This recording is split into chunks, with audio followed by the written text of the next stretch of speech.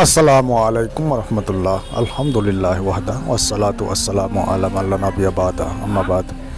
প্রিয় দর্শক, আমরা এই কথাটি মানুষকে বুঝিয়ে উঠতে পারছি না, মানুষকে বোঝাইতে সক্ষম হতে পারছি না যে মানুষ যদি সলাত আদায় না করে তাহলে সে কখনো জান্নাত লাভ করতে পারবে না, কোনোদিনই না।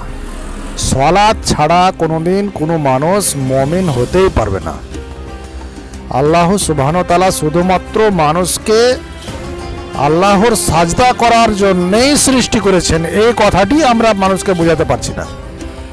আল্লাহ সুবহানাহু ওয়া তাআলা বলছেন যে ওয়ামা খালাকতুল জিন্না ওয়াল ইনসান ইল্লা লিয়াবুদুন, আমি জিন এবং মানুষকে সৃষ্টি করেছি আমার ইবাদত করার জন্য।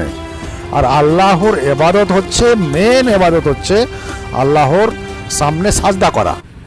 এই কথাটি আমরা মানুষকে বোঝাতে অক্ষম হয়ে যাচ্ছি। যে ব্যক্তি নামাজ ত্যাগ করবে, সলাৎ ত্যাগ করবে, আল্লাহর সামনে সাজদা করা থেকে ত্যাগ করবে, সে কোনোদিনই আল্লাহর বন্ধু হতে পারবে না, সে কোনোদিনই জান্নাত লাভ করতে পারবে না, সে কোনোদিনই রাসূল সাল্লাল্লাহু আলাইহি সাল্লামের আপনজন হতে পারবে না। আল্লাহ সুবহানাহু ওয়া তাআলা বলেন, তুমি সলাত আদায় করো, তোমাকে আমি সমস্ত অশ্লীল ওয়াসওয়াদ কাজ থেকে বাঁচিয়ে নেব। সূরা আনকাবুত আয়াত নম্বর 45। ইন্নাস সলাতা তানহা আনিল ফাহশাই ওয়াল মুনকার, নিশ্চয়ই যে ব্যক্তি সলাত আদায় করবে তাকে আমি সমস্ত অশ্লীল ওয়াসওয়াদ কাজ থেকে বাঁচিয়ে নেব, আল্লাহ সুবহানাহু ওয়া তাআলা বলেন। আনাস রাদিয়াল্লাহু তাআলা আনহু বলেন, রাসূল সাল্লাল্লাহু আলাইহি ওয়াসাল্লাম বলেছেন যে কিয়ামতের মাঠে সর্বপ্রথম মানুষকে সলাত সম্পর্কেই জিজ্ঞাসা করা হবে।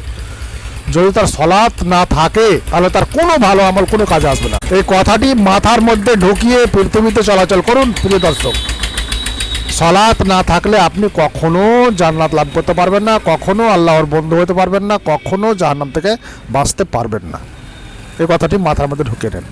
ও আখিরের দাওয়ানা আলহামদুলিল্লাহি রাব্বিল আলামিন।